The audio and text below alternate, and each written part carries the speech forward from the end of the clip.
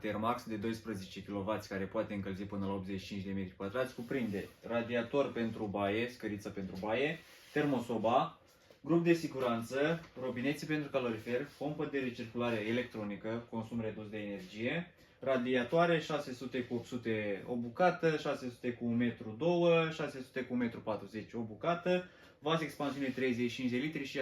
aspirator de cenușă. Comenzile se fac exclusiv pe site, livrarea este gratuită oriunde în țară.